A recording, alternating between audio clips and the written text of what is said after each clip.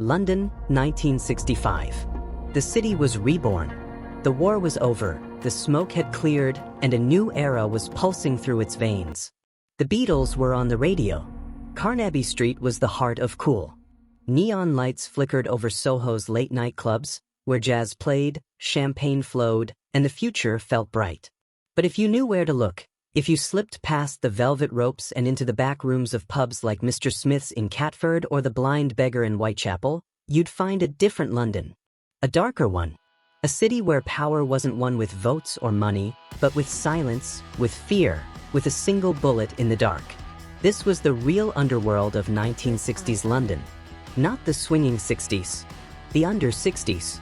A world where loyalty was currency and betrayal was paid in blood. Where publicans handed over their weekly pensions to avoid broken windows, or worse. Where gaming machines lined the walls like golden altars, feeding the coffers of men who ruled from the shadows. And at the center of it all were two families, the Cray Twins from the East End and the Richardson brothers from South London. Their names were whispered in fear, their empires built on violence, and their feud would become the most brutal gang war in British history. It began not with a grand declaration, but with a sneer. A single word, spat across a crowded room. Fat poof. That's what George Cornell allegedly said to Ronnie Cray at the Astor Club Christmas party in December 1965. Drunk, reckless, riding high on his new alliance, Cornell didn't just insult Ronnie, he lit a fuse. Because Ronnie Cray wasn't just a gangster. He was a twin. A man whose mind danced on the edge of obsession, whose rage was as deep as the Thames. And that insult? It wasn't just an insult. It was a death sentence. And across the river, in South London, the Richardsons smiled. Because Cornell was theirs now. He had defected, and that made him a weapon. But to understand how a single word could ignite a war, you have to go back. Back to the cold cells of Shepton Mallet Prison, where the seeds of this blood feud were first sown. It was there, behind iron bars, that Ronnie Cray, George Cornell, and Charlie Richardson first crossed paths. Three men from different worlds, bound by crime, all nursing grudges. Ronnie, the volatile twin with a short fuse. Cornell, the unpredictable drug dealer with a taste for chaos. And Charlie Richardson, the cold, calculating mind who saw violence not as a last resort, but as a business strategy.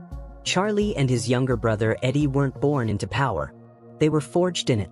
Camberwell, South London, was their battleground. Their father had vanished, leaving their mother Eileen to raise them in a world where survival meant toughness. Charlie, born in 1934, was the thinker, the one who planned, who schemed, who understood that fear was the most valuable currency. Eddie, born 2 years later, was the muscle, fierce, loyal, and always ready to throw a punch. Together, they built an empire on extortion, gambling rackets, and a level of brutality so extreme, they earned a nickname that still sends chills down the spine, the Torture Gang. They didn't just beat people. They broke them. Men who stole from them were nailed to warehouse floors with 6-inch nails near Tower Bridge. One collector, caught pocketing protection money, spent 2 days hanging there, bleeding, humiliated, while gang members like driver Harry Beard took turns mocking him. It was a message, a warning, and it worked. Publicans across South London paid their pensions without question. Gaming machines, those golden cash cows, poured money into the Richardson coffers. And when the law came knocking, the Richardsons had a solution: corruption. Commander Ken Drury of the Flying Squad took his cut. So did others. Even pornographer Jimmy Humpher sent postcards to the cops with the words, "Wish you were here," a sick joke that masked a very real web of bribes and backroom deals. And then there was Mad Frankie Fraser. If Charlie was the brain and Eddie the fist, Frankie was the nightmare. A man who'd been in and out of prison since he was a teenager, who deserted the army during World War II, and who'd spent over 40 years behind bars by the time he died. His weapon of choice? Pliers. He'd yank out teeth for fun, grinning as the blood dripped. He earned his nickname during a brawl at a club called Mr. Smith's, where someone shouted, "You're mad, Frank." And the name stuck. In the underworld, Frankie Fraser wasn't just feared. He was legendary. And he answered to one family, the Richardsons. But the East End had legends of its own.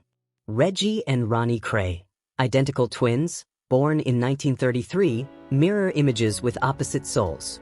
Reggie was the smooth operator, the nightclub owner who smiled at celebrities and politicians, who moved through high society like a king.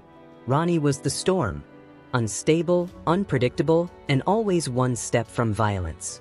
Together, they ran an empire built on charm, fear, and a network of clubs, rackets, and loyal soldiers like Richard Hart. They were tabloid stars, their names splashed across the papers not just for crimes, but for their connections to boxers, musicians, and movie stars. They weren't just gangsters. They were celebrities. And that made them dangerous. For years, the Crays and the Richardsons coexisted in a tense, uneasy peace. They clashed over protection money, over control of gaming machines, over territory. But it was never all-out war. Not yet. The balance held, until George Cornell switched sides. Cornell had been with the East End crews, part of the Watney Streeters, an ally of the Crays. But in 1964, he jumped ship. He took his drug trade, Purple Hearts, Dexedrine, cannabis, with him and aligned himself with the Richardsons. And worse, he did it with a smirk. He mocked the Crays. He flaunted his new power. And when he called Ronnie a fat poof at that Christmas party, it wasn't just an insult. It was a declaration of war. The fuse was lit. And it only took one spark to blow it all up. That spark came on the night of March 7, 1966, at Mr. Smith's Club in Catford, a high-stakes gaming den owned by Manchester businessmen Doug G. Flood and Bill Benny. The club was a prize, a cash machine run by whoever controlled it. Flood and Benny had made a deal with the Richardsons. Eddie and Frankie would protect the club in exchange for a cut. But that deal drew eyes. Rival gangs. And East End men. That night, the club was packed. Smoke hung in the air. The hum of slot machines mixed with laughter and low conversation. Eddie Richardson, stocky and intense, drank with Frankie Fraser, whose dark humor and pliers in his pocket presence kept everyone on edge. Around them were members of Billy Haywood's South London gang, including Peter Hennessy, a loudmouth, a fighter, and a man who didn't believe in backing down. And there, in the corner, was Richard Hart, Ronnie Cray's man. A quiet reminder that the East End had reached. For a while, it was peaceful. Men drank. They joked. One guest later said they were chatting quite happily. But peace in the underworld is always temporary. Around midnight, Eddie stood up and told Hennessy and his crew to leave. It was his club, his rules. Hennessy didn't move. Instead, he leaned in and spat the words, "You're a half-baked citizen. I could take you any expletive time you like." The room froze, then exploded. Fists flew. Tables shattered. Glass rained down as men swung at each other in a frenzy. In the chaos, a gun cracked. Then another. And Richard Hart, Ronnie Cray's loyal soldier, fell to the floor, a bullet in his chest. Just like that. Was it meant for him? Or was it a stray round in the madness? No one knew. But the message was clear. The Crays had been attacked. And then it got worse. Billy Gardner, one of Haywood's men, pulled a .38 and shot Frankie Fraser in the thigh. Frankie went down, howling. Hennessy took a bayonet to the scalp, blood pouring down his face. By the time the club emptied, it looked like a war zone. One witness called it, like Dodge City. Eddie and Frankie ended up in Lewisham Hospital, refusing to talk to police. But the damage was done. Hart was dead. And Ronnie Cray was coming. The next day, March 8, 1966, George Cornell walked into the Royal London Hospital in Whitechapel. He was there to visit Jimmy Andrews, a Richardson Gang member wounded in the brawl. He didn't know his movements were being watched. He didn't know that the Cray Twins were already planning their revenge. And he didn't know that just 300 meters away, in the heart of East End territory, the Blind Beggar pub was waiting. The Blind Beggar wasn't just a pub. It was a fortress. A Cray stronghold. And that evening, around 8:30 p.m., Cornell walked in like he owned the place. He sat at the bar, ordered a pint, joked with the locals. Some say he looked around and muttered, "Well, look what the dogs brought in." Whether he said it or not, it didn't matter. Because Ronnie Cray was already inside. Ronnie didn't hesitate. No warning. No dramatic speech. Just silence. Then a single gunshot. Up close. To the head. Cornell dropped like a sack of bricks, blood pooling on the floor. Ronnie and his men turned and walked out, calm, unhurried, as if they just left a Sunday lunch. The murder sent shockwaves through London. Police swarmed the Blind Beggar. Witnesses clammed up, too scared to talk.